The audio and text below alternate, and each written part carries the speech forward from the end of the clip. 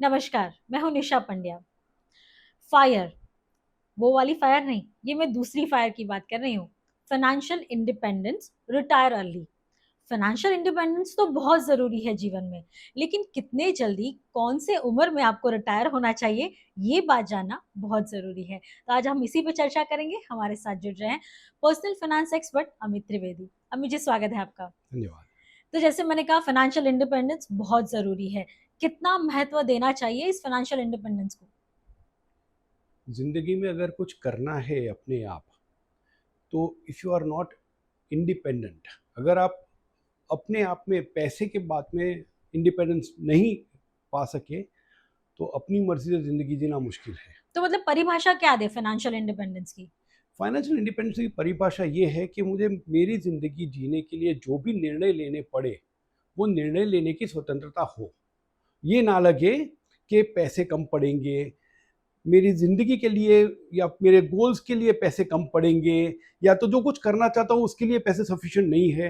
वो अगर डर मन में रहा, तो फाइनेंशियल इंडिपेंडेंस शक्य नहीं है, संभव नहीं है। तो मतलब अगर हमें आगे बढ़ना है तो फाइनेंशियल इंडिपेंडेंस जरूरी है, ताकि हमें ये ना सोचना पड़े कि अगर मैंने आज खर्चा करना है तो कल क्या उसके बारे में मुझे चिंता करनी पड़ेगी। ये चिंता नहीं होनी चाहिए। नहीं होनी चाहिए, लेकिन इस बात के साथ एक जोड़ना चाहूँगा मैं, हम्म। कई बार फाइनेंशियल इंडिपेंडेंस के बारे में लोग ये कहते हैं कि मुझे खर्चा करना है तो चिंता नहीं करनी चाहिए। आपने जो बोला हाँ, उसी हाँ। को मैं इलेबोरेट करना चाहता हूँ, रादर क्लैरिफाई करना चाहता हूँ कि वो जो स्पाइडरमैन का वो था ना कि with great power comes great responsibility. तो फाइनेंशियल इंडिपेंडेंस का अर्थ ये होता है कि खर्च करते समय सोचने की जरूरत ना पड़े, लेकिन उसका अर्थ ये नहीं होता कि बिना सोचे समझे खर्च कर लिए जाए, क्योंकि अगर वो कर दिया ना, तो जो मिली हुई इंडिपेंडेंस भी खो देंगे। ये आपने बहुत पते की बात कही, क्योंकि खर्चा तो करना है।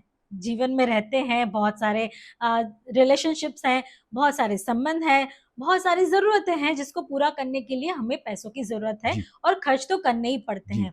लेकिन कौन सी ऐसी उम्र हो जहां से हमें फाइनेंशियल इंडिपेंडेंस के बारे में सोचना चाहिए और शुरुआत करनी चाहिए? जितना जल्दी उतना अच्छा, सोचने की बात कर रहा हूँ। हम्म। लेकिन अगर मन में सोच आएगी, तब भी हम उसके बारे में प्लान करना शुरू करेंगे कि अब फाइनेंशियल इंडिपेंडेंस चाहिए तो क्या करना है। लेकिन अगेन फाइनेंशियल इंडिपेंडेंस के लिए थोड़ा कॉशन करना चाहूंगा लोगों को। एक बहुत सुंदर मूवी आई थी, जिंदगी ना मिलेगी दोबारा। उसमें ऋतिक रोशन का जो कैरेक्टर था, वो बोलता है कि आज मैं बहुत मेहनत करना चाहता हूँ और 40 की उम्र में रिटायर हो जाना चाहता हूँ।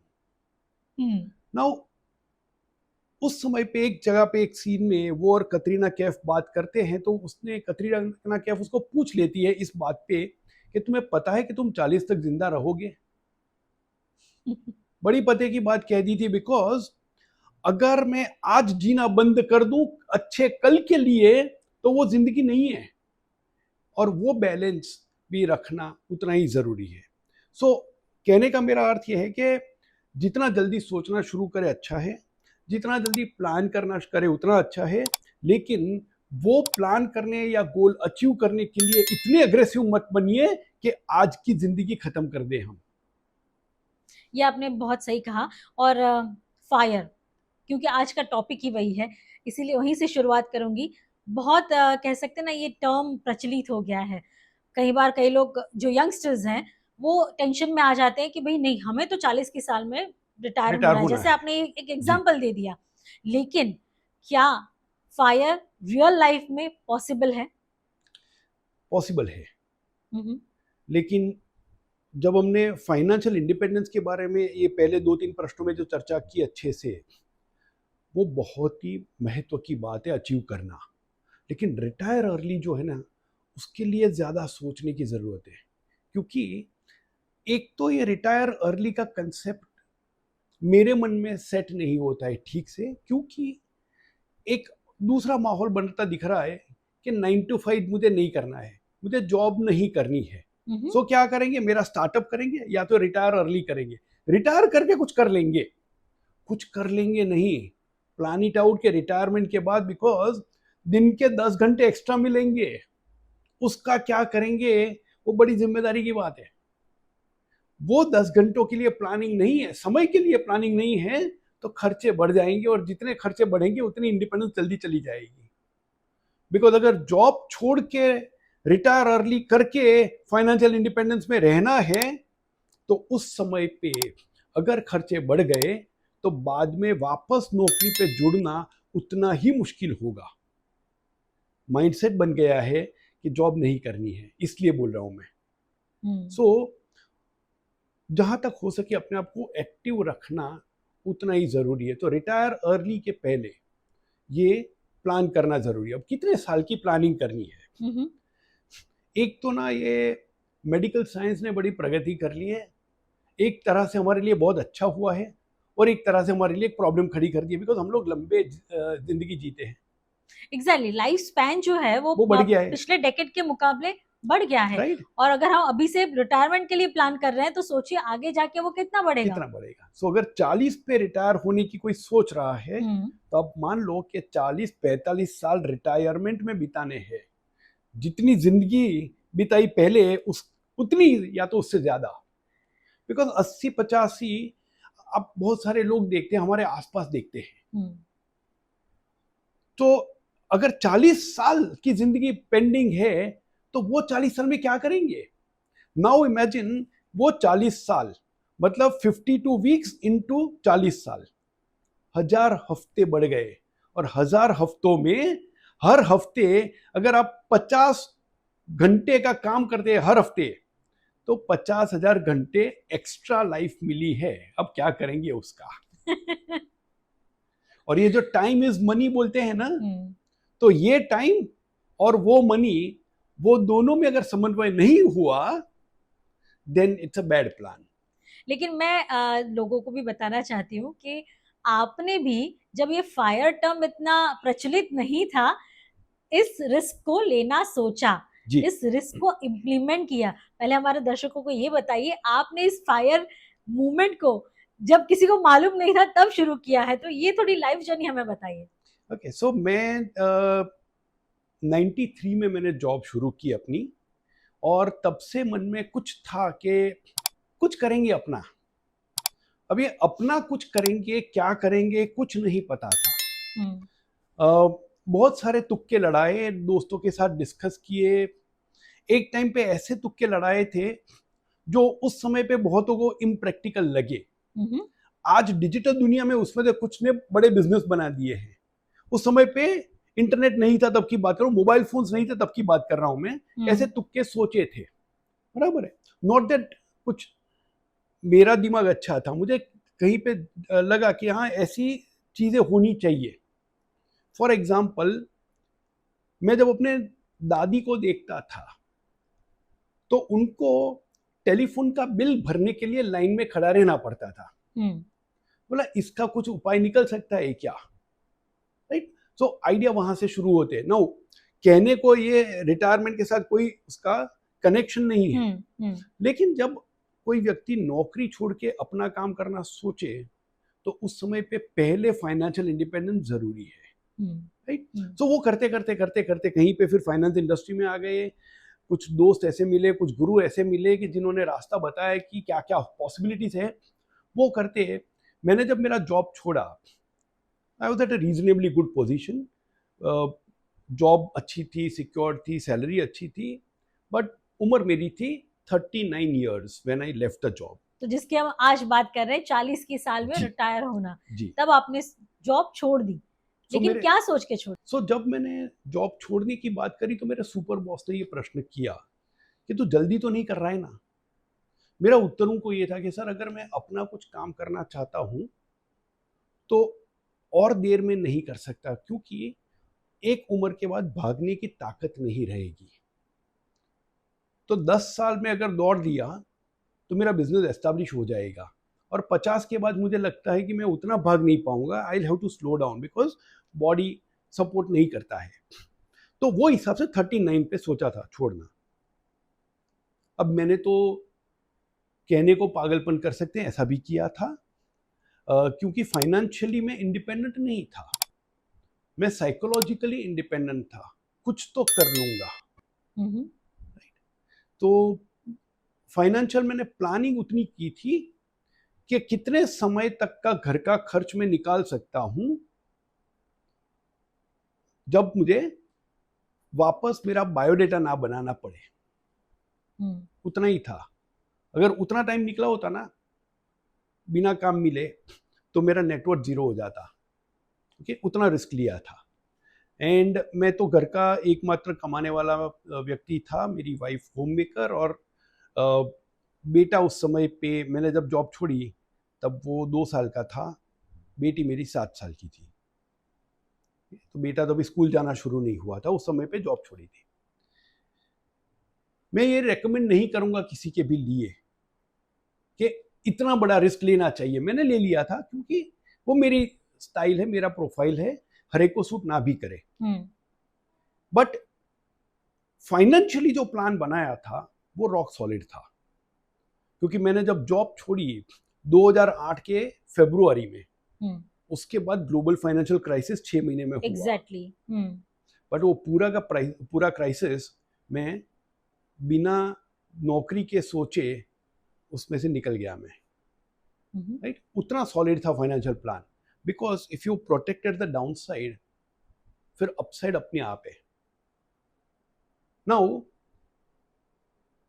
उसी में मैं वापस रिटायर अर्ली के ऊपर आता हूं। टेक्निकली जॉब छोड़ के अपना काम करना, उसको रिटायर अर्ली भी बोल सकते हैं, पर मेरे पास एक बिजनेस आइडिया था, और ये बिजनेस आइडिया ये था कि मुझे फाइनेंशियल मार्केट में लोगों के लिए इन्वेस्टर एजुकेशन करना है। अगेन, इन्वेस्टर एजुकेशन पॉपुलर बना कंसेप्ट 2016 के बाद, 2012 के बाद।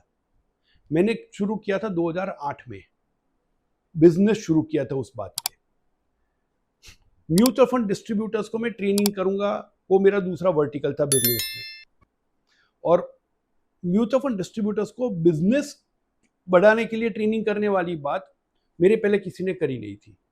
तो कुछ एक तो नए आइडियाज करके लेके आया था, because again head of sales था म्यूचुअल फंड डिस्ट्रीब्यूटर सेगमेंट का, तो पता था कि उनकी जरूरत क्या है, तो गैप देख लिया था। तो वो करके ग्लोबल फाइनेंशियल क्राइसिस आया तो केवल इतना चेंज करना पड़ा प्लान में कि बड़ा सेटअप क्रिएट करने के बदले then I remain only independent. So अगर इंडिपेंडेंट है तो किसी और के सैलरी की चिंता नहीं करनी है।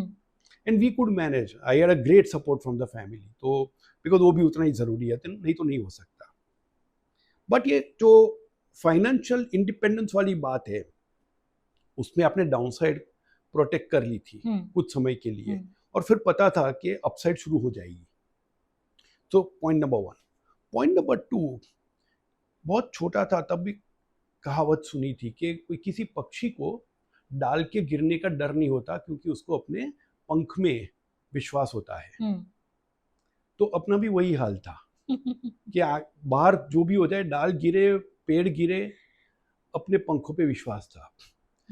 एंड पंख में मतलब ये मैं अपनी क्षमता की बात नहीं कर रहा हूं, मैं पूरी इकोलॉजी की बात करता हूं, पूरे सिस्टम की बात करता हूं। इतने लोग आगे आए हैं मदद करने के लिए, उनके ऊपर विश्वास था, बिकॉज वो नहीं आते तो भी आज यहां तक नहीं पहुंच पाते।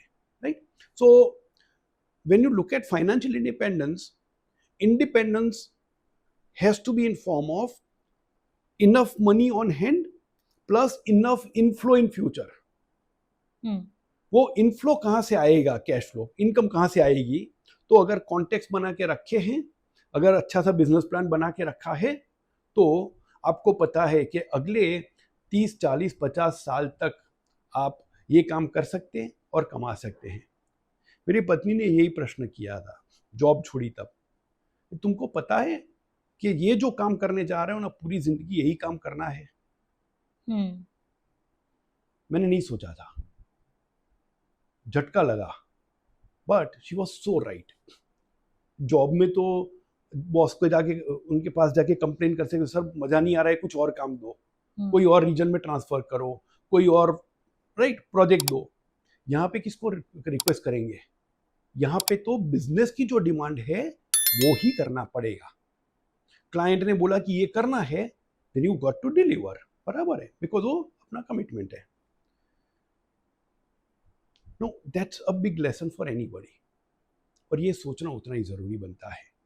सो ये अगर सोच लिया कि अपसाइड कमाना कितना है, उसके लिए डाउनसाइड क्या है कि वही काम 30-40 साल तक करना पड़ेगा. इंसिडेंटली ये हुआ कि मेरा काम का प्रकार बदलता रहा ओवर द इयर्स. सो अभी 2008 से आज 2024, तो 16 साल में 3 अलग अलग प्रकार के काम किए हैं. वो बदलता रहेगा, पर शुरू करते समय आपको नहीं पता है कि क्या बदलेगा, तो ये सोच के जाना है. सो फाइनेंशियल इंडिपेंडेंस में अपनी स्टोरी की अगर बात करूं तो sufficient net worth to take care of downside and sufficiently strong business plan to ensure income.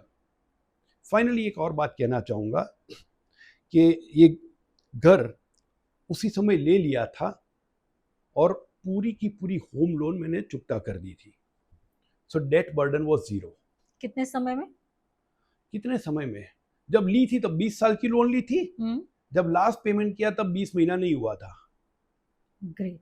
तो बराबर. इस पे हम आगे बात करेंगे जी. क्योंकि ये भी बहुत बड़ी एक रिस्पॉन्सिबिलिटी है, घर लेना और उसकी लोन जल्दी चुकते करना. लेकिन रिटायरमेंट अर्ली, जैसे हम फायर की बात कर रहे हैं, फाइनेंशियल इंडिपेंडेंट, रिटायर अर्ली. अगर आपको रिटायर अर्ली होना है, भले कुछ करे कि ना करे, कोई बिजनेस करे कि ना करे, लेकिन कितने पैसे हमारे पास होने चाहिए जिससे हम रिटायर जल्दी हो सके आज के इन्फ्लेशन को देखते हुए? वेरी टफ क्वेश्चन, बट फिर भी अंदाजा लगाते हैं. अंदाजा सिंपल सा लगाना है कि मैं अगर 40 की उम्र में रिटायर होना चाहता हूँ, 40 का आंकड़ा पकड़ा है तो इसलिए उसी को लेके आगे चल रहे हैं, कैलकुलेशन एडजस्ट कर सकते हैं कि 40 की उम्र में रिटायर हो रहा हूँ, तो मुझे ये सोचना है कि जनरली मेरे फैमिली में लॉन्जेविटी कितनी साल की है. अगर मेरे फैमिली में लॉन्जेविटी 90 साल की है तो मैं 40 से 90 मतलब अगले 50 साल तक घर का खर्च चलाना है. अब ये खर्च जो है वो उसका ब्रेकअप बदलता रहेगा ओवर द इयर्स, और वो प्रेडिक्ट नहीं कर सकते कैसे बदलेगा. तो कोई बात नहीं, आज का खर्च पकड़ लो और अगले 25-30 साल तक का खर्च कितना होगा, total amount, time value of money नहीं देखना है, टोटल अमाउंट इन्फ्लेशन भी नहीं गिनना है, इन्फ्लेशन भी नहीं गिनना है, बस उतना. सो उदाहरण के तौर पे मैं अगर 25 साल की बात करूं तो 25 साल मल्टीप्लाई बाय 12 महीना, तो 300 महीना हुआ. मेरा मंथली खर्चा अगर 1 लाख रुपया है तो मेरे पास 300 मल्टीप्लाइड बाय 1 लाख उतना नेटवर्थ होना चाहिए. अब मैं क्यों इन्फ्लेशन नहीं गिन रहा हूं? बिकॉज रिटर्न ऑन इन्वेस्टमेंट और इन्फ्लेशन अगर सेम आ गया, return on investment after tax और इन्फ्लेशन दोनों सेम आ गया तो वो जीरो हो गया, दोनों कंपोनेंट. इसलिए उतने साल का, सो 300 मल्टीप्लाइड बाय 1 लाख कितना बनेगा? 30 करोड़. उतना होना चाहिए. सो खर्चा कम है, then you are better off. और खर्चा कौन सा कम? डे टू डे खर्चा, राइट.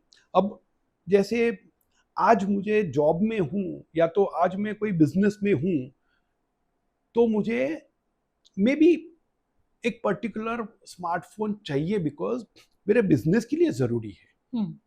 रिटायरमेंट में वो नहीं चाहिए, तो am I ready to downgrade that, या फिर मुझे लेटेस्ट आईफोन चाहिए. मतलब आपका कहना है कि लाइफस्टाइल में आपको कुछ एडजस्टमेंट करने होंगे ताकि आप खर्चे कम कर पाए. No, then I am saying अगर वो कर पाओ तो you will be better off. अगर नहीं कर पाओ तो उतनी ज्यादा रकम चाहिए हाथ पे. तो मतलब 30 करोड़ से ज्यादा की रकम चाहिए होगी if you are not ready to compromise. Okay. या तो वो 1 लाख से आप 80,000 आ सकते हो किसी तरह से, right. And that's why I am saying कि रिटायरमेंट किस तरह से बिताना है. कई लोग ये बोलते हैं रिटायर होके हर साल वैकेशन करेंगे. परफेक्टली फाइन, जोड़ दो उस आंकड़े में 1 लाख में जितना जुड़ता है हर साल का वैकेशन, तय कर लो रकम कितनी है.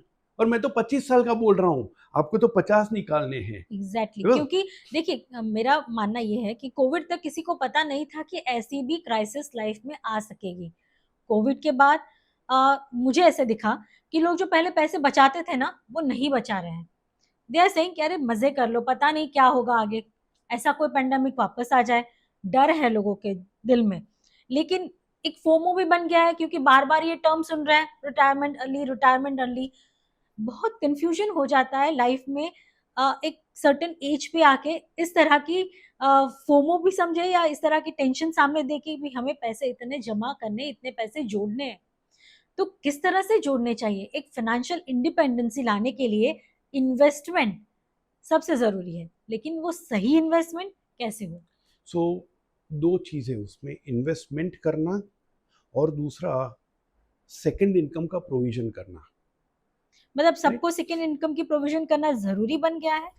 अगर अर्ली रिटायरमेंट चाहिए तो यस, हम्म, राइट। और second income not through investment, in some other way. So part time काम करके भी, और मैं पार्ट टाइम काम पे इसलिए आ रहा हूँ, जिसको भी अर्ली रिटायर करना है उसके लिए खास करके पार्ट टाइम काम इसलिए बोल रहा हूँ कि वो 4 घंटे आप कुछ काम में बिताओगे ना, तो खर्च करने का समय कम हो जाएगा।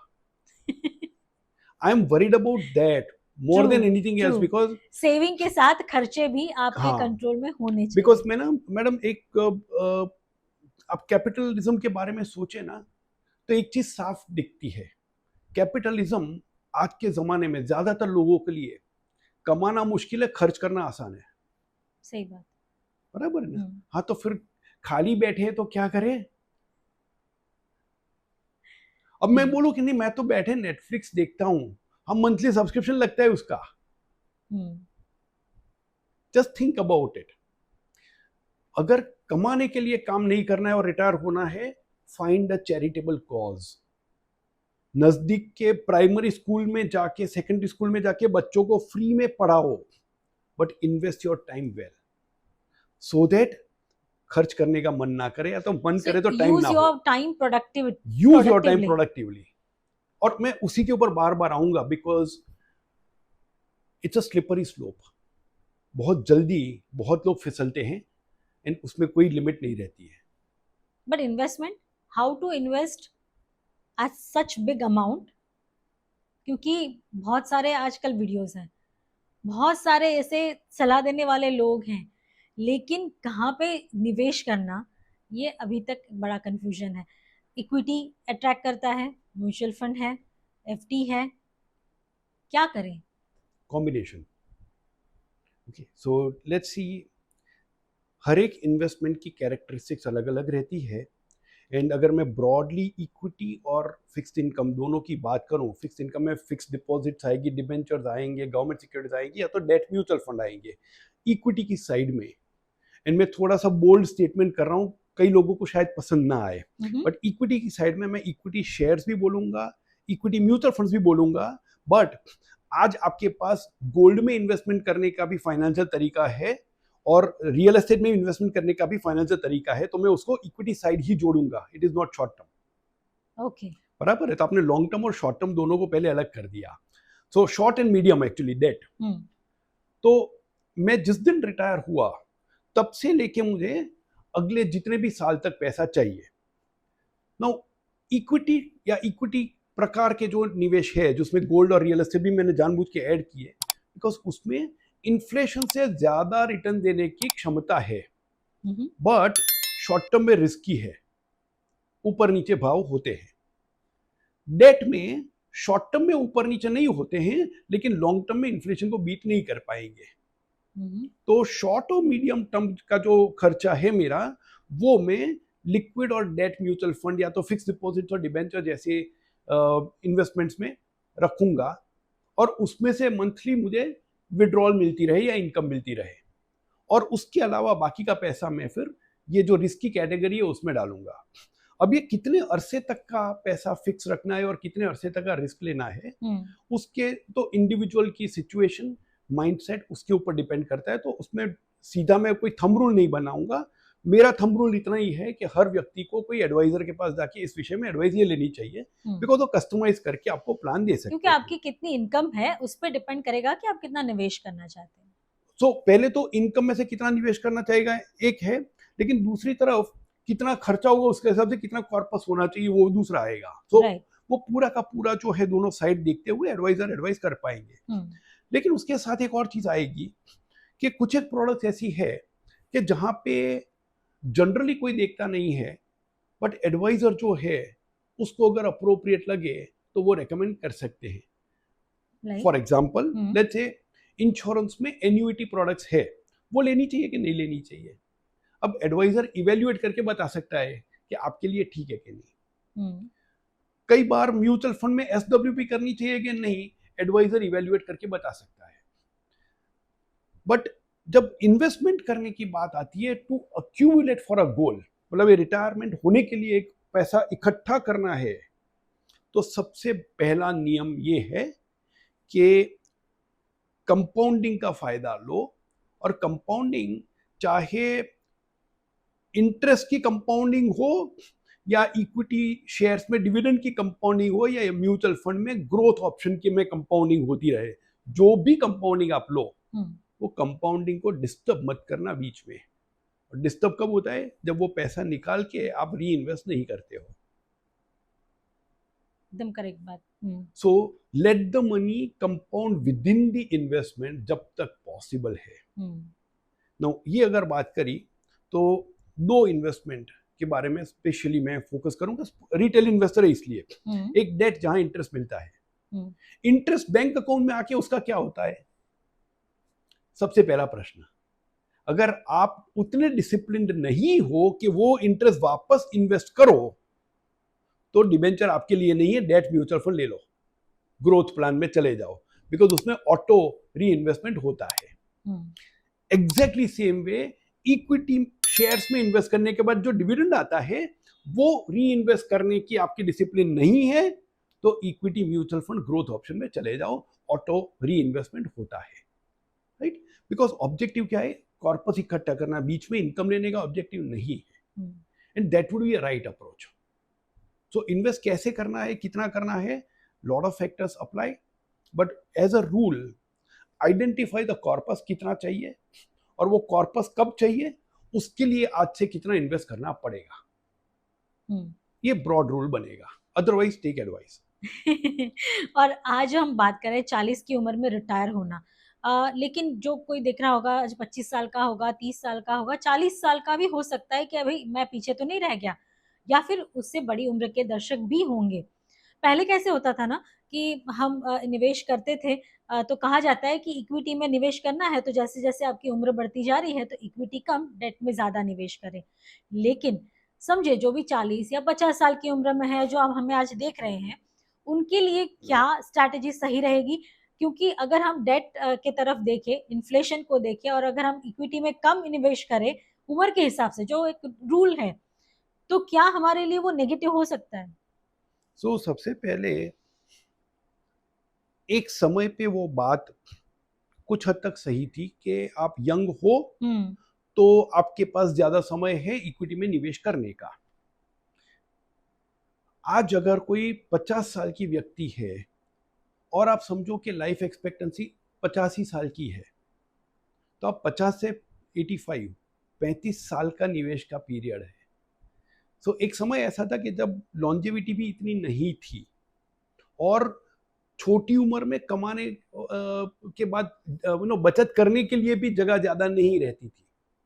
आज बड़ी उम्र में पहुंचने के बाद बहुत बड़ा फर्क ये पड़ता है. जैसे मैं अपनी बात करूं कि मेरे बच्चों ने अगर पढ़ाई उनकी पूरी हो गई तो उसके बाद मेरा बहुत बड़ा एक्सपेंस जो है वो तो गोल पूरा हो गया. अब वो पूरा हुआ तो मेरा रिटायरमेंट के लिए मेरे पास क्षमता बढ़ गई है बचत करने की. राइट? और अगर मैं 50 साल का हूं और बच्चों की पढ़ाई हो गई है तो 50 के बाद 85 35 साल के लिए मुझे फंडिंग करनी है मेरी लाइफ. तो मेरा 50 से 60 का जो आएगा वो एक अलग प्लान होगा और 50 से 80 का होगा वो दूसरा मेरा प्लान बन सकता है. And from that point of view even at old age relatively equity में रहना जरूरी है. नंबर 1. नंबर 2, अगर आपने अपनी जरूरतें पूरी कर ली है, इतना फाइनेंशियल इंडिपेंडेंस आ गया है, तो उसके एडिशनल जो पैसे आएंगे वो तो इनहेरिटेंस है ना. हाँ, तो इनहेरिटेंस का तो टाइम पीरियड लंबा है ना, तो वो तो रहने दो इक्विटी में. राइट? कर ही सकते हैं आराम से, बिकॉज देन मैं शायद अपने तीसरी जनरेशन को पास करूंगा, मेरे बच्चों को भी नहीं. और वो जो तीसरी जनरेशन है वो शायद टीन एज में होंगे या उससे भी कम होंगे। तो आप अगेन इसीलिए मैं बोल रहा हूँ कि इसमें जनरली वो थंब रूल शुरुआत करने के लिए ठीक है, लेकिन अगर फाइन ट्यूनिंग करनी है तो एडवाइजर जरूरी है। जरूर। लेकिन सही समय रिटायरमेंट का कौन सा होना चाहिए? क्योंकि अगर हम 40 की बात कर रहे हैं तो जैसे आपने पहले सबसे पहले कहा कि आपको मन मार के आपको पैसे बचाने पड़ेंगे, क्योंकि वो एक उम्र होती है। जब आप 25-20 साल से शुरुआत करेंगे अगर कमाना, तो एक उम्र होती है जब आप उस पैसों को एंजॉय भी करना चाहेंगे, क्योंकि वो समय वैसा है, वो आपकी एज वैसी है। तो क्या मन मार के पैसे बचाने चाहिए, या सर्टेन एक एज लिमिट आप डिफाइन कर पाएंगे कि वो सही समय है कि उस टाइम पे आप रिटायर हो सकते हैं? मन मार के कुछ नहीं करना चाहिए, पहली बात। अगर मन मार के कुछ किया ना तो बात सही नहीं होने वाली है। तो आप बचत भी करते हो तो रिटायरमेंट तक नहीं पहुंच पाएंगे। दूसरा उसी के साथ जुड़ा हुआ कि लोग बोलते हैं कि मैं खर्च कर रहा हूं, मैं ये वैकेशन कर रहा हूं, ये फोन ले रहा हूं, ये कार ले रहा हूं, क्योंकि एंजॉय भी तो करना है ना। हाँ, तो लेने के बाद एंजॉय करिए। बिकॉज आईफोन 15 लेने के बाद अगर मेरे दोस्त के पास आईफोन 16 है तो मेरा एंजॉयमेंट कम नहीं होना चाहिए, बिकॉज मुझे 15 चाहिए तो 15 मेरे पास है, राइट? या तो मैंने ऑडी ले ली और दोस्त लैम्बोर्गिनी लेके आया तो मेरा एंजॉयमेंट नहीं जाना चाहिए। सो एंजॉय करना और खर्च करना दोनों हमेशा सेम नहीं होता है। हम लोग मानते हैं कि ज्यादा खर्च किया मतलब एंजॉय किया, और एंजॉय करना है तो ज्यादा खर्च करना पड़ेगा, जरूरी नहीं है। क्योंकि कई बार ये सवाल मैंने इसीलिए पूछा, क्योंकि जब हम उस उम्र में होते हैं, 20, 22, 25, 30 साल की उम्र में होते हैं, तो एक कहते हैं ना, काम करने का जोश भी होता है। सही है। तो हम ज्यादा समय दे पाते हैं काम करने के लिए। लेकिन आज जो अब महानगरों के, अगर बैंगलोर, दिल्ली, मुंबई की बात करें, तो आपका ट्रैवलिंग और काम में उतना समय जाता है कि फिर आप फैमिली के लिए, रिलेशनशिप को टाइम नहीं दे पाते। क्या आप उसको कॉम्प्रोमाइज करके पैसा कमाना चाहते हैं, या फिर क्या कॉम्प्रोमाइज करेंगे अगर आपको ज्यादा जल्दी रिटायर होना है या फिर एक सर्टेन एज पे रिटायर होना है?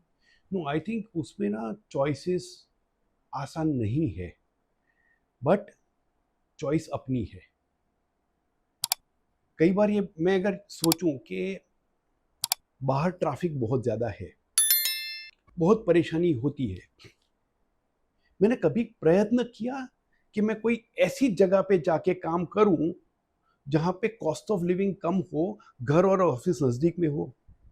नहीं करूंगा। क्यों? क्योंकि मैं ये देखता हूं कि मैं बॉम्बे में रहूंगा तो मुझे सपोज 10 लाख की इनकम होगी साल की, मैं कोई छोटे शहर में जाऊंगा तो मेरी इनकम 5 लाख हो जाएगी।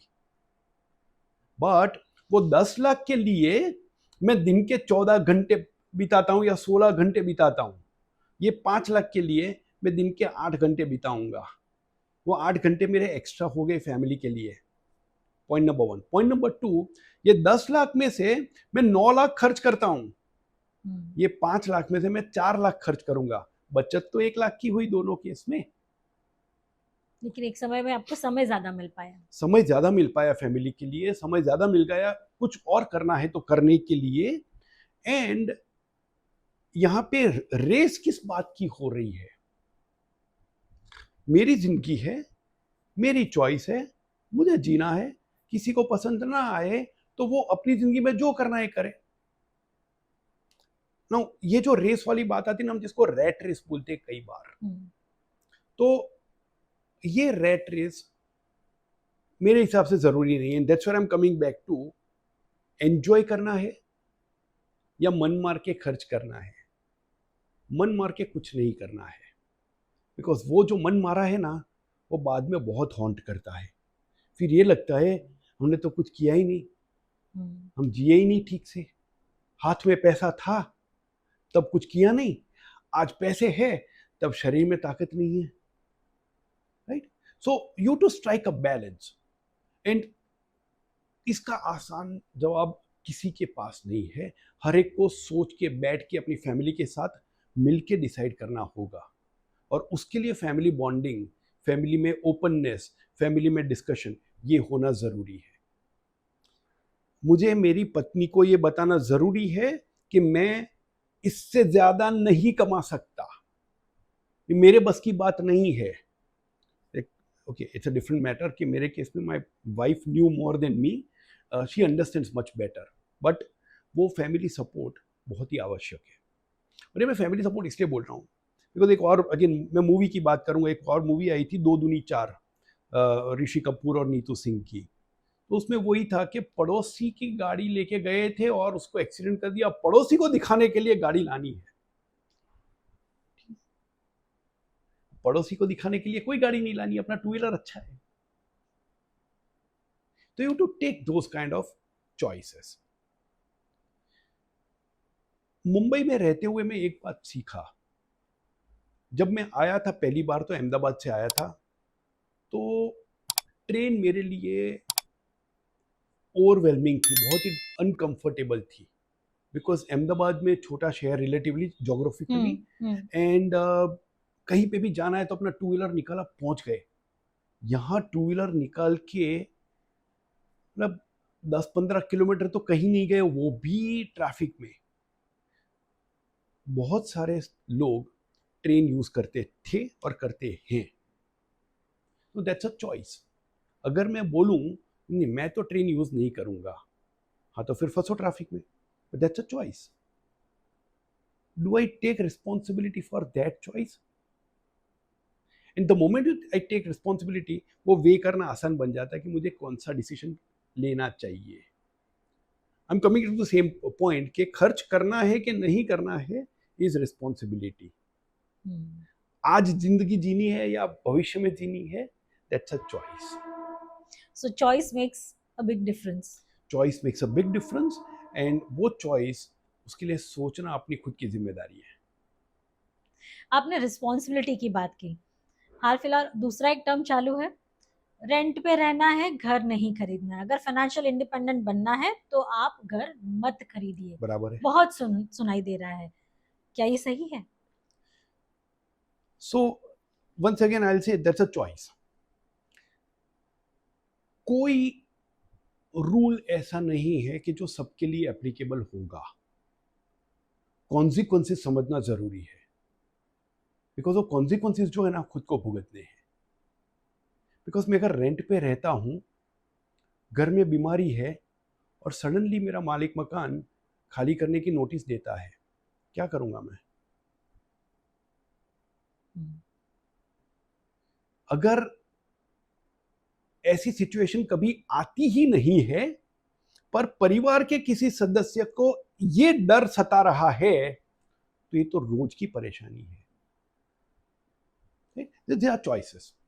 फॉर एग्जाम्पल, हस्बैंड में बिलीव कि अपना घर खरीदने की जरूरत नहीं है, वाइफ बोलती नहीं, I have grown up in a family, अपना घर तो होना ही चाहिए।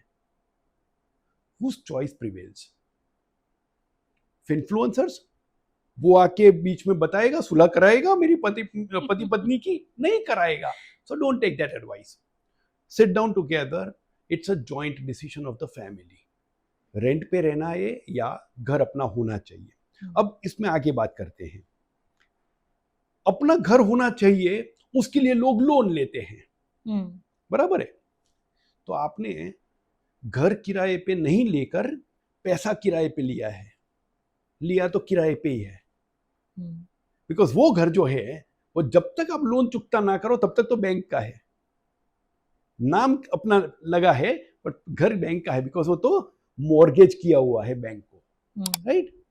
No that it's not wrong, it's important to know कि हमने रेंट पे घर लिया है या रेंट पे पैसा लिया है। लेकिन रेंट पे घर लेना तो रेंट तो मकान मालिक को चला जाएगा जी, उस रेंट को मैं अगर ईएमआई के तौर पे भरती हूँ तो कुछ सालों में वो घर मेरा हो जाएगा। राइट।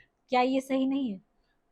ये सही लॉजिक है, बट मैं अगर ईएमआई भरता हूं तो दी अमाउंट दैट आई पे is much more than the rent I पे। तो मतलब ये डिसाइड कर पाए कि हमें कितने जल्दी ये लोन खत्म करना है। लोन अगर खत्म कर दिए तो आपको एक ब्याज तो उतना कम हो ही जाएगा, सीधा का सीधा ड्रॉप आएगा, राइट?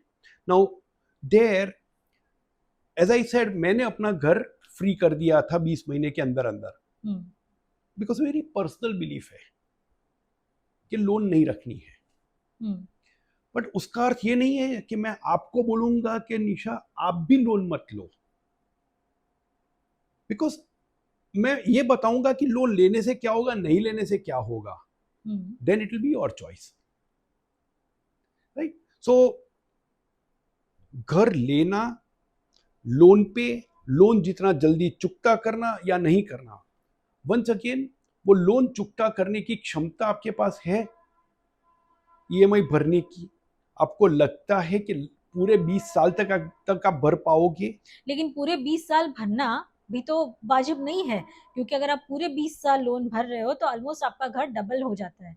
मतलब आपकी कॉस्ट जो है वो अगर 1 करोड़ का घर रहा तो आपको उससे ज्यादा पे करना पड़ सकता है। राइट। तो फिर क्या करें, क्योंकि आज फाइनेंशियल इंडिपेंडेंस होने में ये सबसे बड़ी लाइबिलिटी है। एक इमोशनल टच है घर के लिए, क्योंकि घर में रहने वाले जो लोग हैं, फैमिली है, उनके लिए एक सिक्योरिटी है Yes. कि आज कोई हमें इस घर से बाहर नहीं नहीं निकालेगा। निकालेगा। और दूसरी तरफ फाइनेंशियल इंडिपेंडेंसी है। राइट। इन दोनों में समन्वय कैसे लाया जाए, क्योंकि घर तो चाहिए, क्योंकि आज हम देख रहे हैं कई जो इन्फ्लुएंसर जिनको आप कहते हैं, जी जी। जो जो सलाह देते हैं कि भाई रेंटिंग लीजिए, लेकिन फिर भी घर खरीदते हैं। राइट। तो ये कंफ्यूजन है और एक सेंटिमेंटल वैल्यू भी जुड़ी हुई है इससे। ये कंफ्यूजन हमेशा रहेगा, लेकिन सही दिशा कैसे चुने? Okay, so let's look at this and break it into parts. So number 1, rent अगर मैं x देता हूं और ईएमआई y है, और टिपिकली वो y जो है ईएमआई वो x से ज्यादा रहता है, तो वो जो डिफरेंस है ना y minus x, EMI minus rent, उतने पैसे का मैं क्या करता हूं, एमआई, वो जो इन्फ्लुएंसर्स जो बोलते हैं वो मैथमेटिकली गलत नहीं है कि अगर एक्स्ट्रा पैसा जो है उसको इन्वेस्ट करो ढंग से तो आपकी उससे भी बड़ी एसेट बन सकती है, पॉसिबल है, मैथमेटिकली गलत नहीं है। प्रॉब्लम ये है बिहेवियरली मैं उसको इन्वेस्ट करूंगा कि नहीं, मैं उतना डिसिप्लिन हूं कि नहीं। एग्जैक्टली। राइट। राइट। और अगर नहीं कर पाया तो ईएमआई तो कंपलसरी है, वो मैं नहीं भरूंगा तो बैंक से नोटिस आता है, एसआईपी का इंस्ट्रूमेंट नहीं भरूंगा तो कोई नोटिस नहीं आती है मेरे ऊपर। तो दैट इज सेल्फ डिसिप्लिन। वो है कि नहीं मेरे पास? बहुतों के पास होती है, बहुतों के पास नहीं होती है, और ये खुद का असेसमेंट है। अगेन मैं किसी के ऊपर कमेंट नहीं कर सकता, right. That's point number 1, rent versus EMI, आप सरप्लस अमाउंट से क्या करते हो। दूसरा, मैं खुद की सिचुएशन की बात करता हूं। जब मैंने जॉब छोड़ा तब तक मुझे कंपनी का लीज्ड अकोमोडेशन था, तो कंपनी ने लेके रखा था और मैं उस घर में रहता था। अब जैसे ही मैं नौकरी छोड़ता हूं तो खुद का घर चाहिए। अब मेरे पास चॉइस थी, मैं रेंट पे लूं या खरीदूं। मैं रेंट पे लेने गया, पूछने के लिए बात की तो बोले नहीं, कोई कंपनी अगर आती है तो ठीक है, बाकी इंडिविजुअल को हम नहीं देते हैं। जो भी 3-4 जगह पे इंक्वायरी करी उसमें, फिर किसी और को पूछा तो एक किस्सा ऐसा सुनने आया कि जैसे ही उस व्यक्ति ने नौकरी छोड़ी और अपने मालिक मकान को पहले बोल के आया था कि मैं पर्सनल लीज एग्रीमेंट कर लूंगा आपके साथ, वो रिजाइन करे उसके पहले नोटिस दे दी खाली करने की कि तू तो छोड़ रहा है ना। Right. Now think about the hanging sword. और उसमें अगर आपका काम इस प्रकार का है कि आप महीना महीना घर से बाहर रहते हो, तो फैमिली कहां जाएगी? बिकॉज खाली करने की नोटिस तो 2 महीने की होगी। 2 महीने की नोटिस में आप महीना बाहर हो, 1 महीने में दूसरा घर ढूंढ के पैसे की व्यवस्था करके शिफ्ट करके एग्रीमेंट करके सब करना, are you ready for that? अगर हो तो वो कर लो। उतने भी वो नहीं बनते हैं कि खाली करने के नोटिस इतने जल्दी मिलते हैं, वो भी नहीं होता है। Right. What ever you decide, because बहुत सारी चीजें हम ना मन में जो विचार आते हैं, कभी डर होते हैं, कभी डर नहीं होता है, उसके आधार पर लेते हैं। उसमें मैथमेटिक्स मदद कर सकता है निर्णय लेने में। मैथमेटिक्स अपने बदले में निर्णय नहीं ले सकता। सो ये जो इन्फ्लुएंसर्स के साथ सबसे बड़ी प्रॉब्लम ये है कि वो लोगों के बदले निर्णय लेने की कोशिश करते हैं। वो मत करो please, guide them but let them take the decision, because उसके बाद वो इन्फ्लुएंसर आने वाला नहीं है। अगर मेरे मालिक मकान ने नोटिस दे दी तो खाली करने की, वो फिर ये नहीं बोलेगा नहीं मैं दूसरा घर में तैयार करके रखा है आपके लिए, नहीं। So when you give advice, are you taking responsibility of the consequences? बड़ा क्वेश्चन है, right? So that's where financial independence चाहिए तो अपना घर हो या ना हो, that is also part of the same independence. आपका क्या मानना है, घर लेना चाहिए या रेंट पे रहना चाहिए? मेरा तो ओन्ड घर है। आप सलाह क्या देते हो? लेकिन मैं सलाह नहीं देता हूं, मैं अपनी बात बता रहा हूं। और एक्चुअली अंदर की बात बताऊं तो मुझे फर्क नहीं पड़ता है जब तक रहने के लिए घर है, वो ओन्ड है या रेंट पे है। बट माई वाइफ बिलीव्स कि घर अपना होना चाहिए, माई मदर बिलीव्स कि घर अपना होना चाहिए, सो घर अपना है। सो फैमिली सेंटिमेंट्स और इमोशंस बहुत ओवर मैटर पावर करती है। करते हैं, ओवर ओवर पावर नहीं करते हैं। करते, ओवर पावर नहीं करते, बहुत मैटर करते हैं। And that's not because of fear, that's because I respect there decision, I respect there thinking, I respect there concerns, और कुछ नहीं है। और उसमें फिर आगे मुझे आर्ग्यू भी नहीं करना है कि नहीं नहीं मैं मैथमेटिकली प्रूव कर सकता हूं, नहीं प्रूव करना है ना, शांति से रहो ना, we are happy, right? So you take that decision. Somebody may call it compromise, मेरे हिसाब से कॉम्प्रोमाइज नहीं है, मेरे हिसाब से घर में ऐसे ही रहा जाता है। वो इमोशंस की बात है, इमोशंस भी जुड़े हुए होते हैं।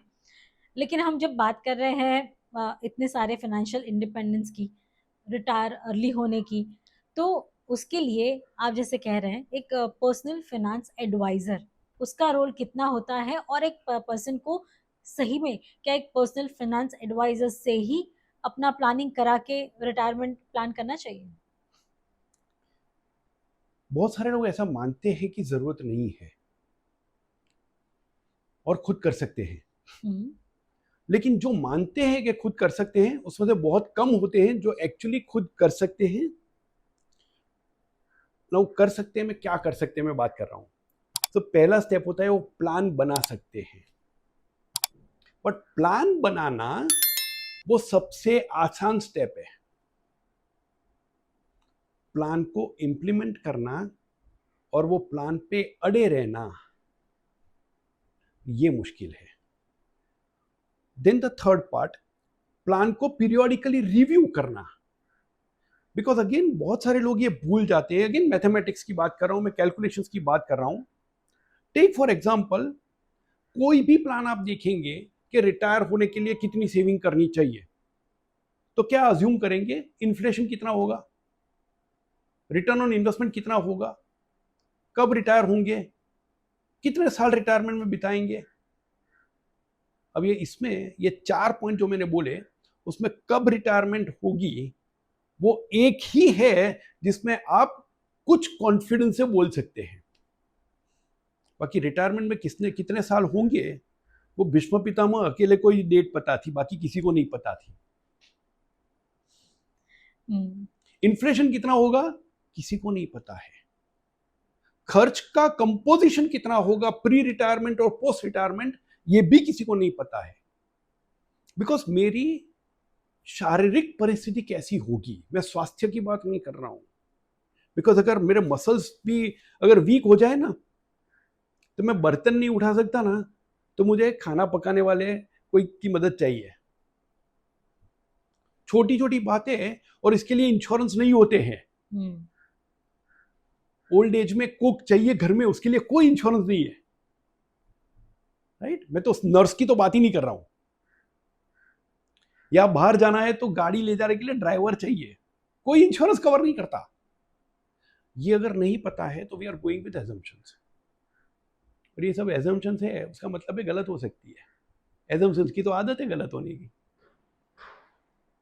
एंड इन दैट केस जो पहले प्लान बनाया उसके ऊपर बने रहना और उसके बाद पीरियोडिकली वो एजम्पशंस को भी रिव्यू करना, ये कौन करेगा?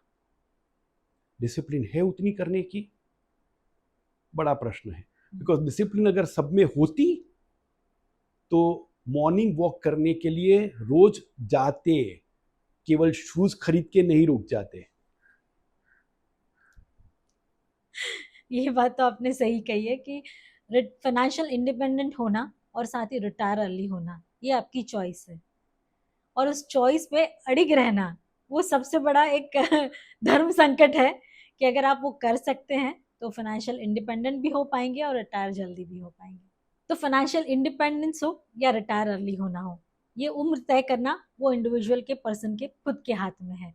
लेकिन आज हम इस पूरे चर्चा का एक सारांश निकालें तो आप क्या कहेंगे? सारांश की अगर बात करें ये पूरी चर्चा का, तो मेरे हिसाब से हर व्यक्ति की जिंदगी अलग है, हर परिवार की जिंदगी अलग है, परिस्थिति अलग है। तो एक स्टैंडर्ड आंसर नहीं हो सकता कि ये सही है ये गलत है, बट प्रोसेस डिफाइन की जा सकती है। तो मेरा पहला मानना ये होगा कि फाइनेंशियल इंडिपेंडेंस के बारे में सोचना शुरू करो। पहले रिटायरमेंट को साइड में रखो।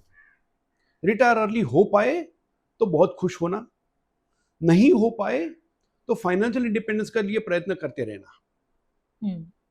बिकॉज रिटायर अर्ली हो या ना हो, जब रिटायर हो तब फाइनेंशियल इंडिपेंडेंस जरूरी है। That's why financial independence comes first.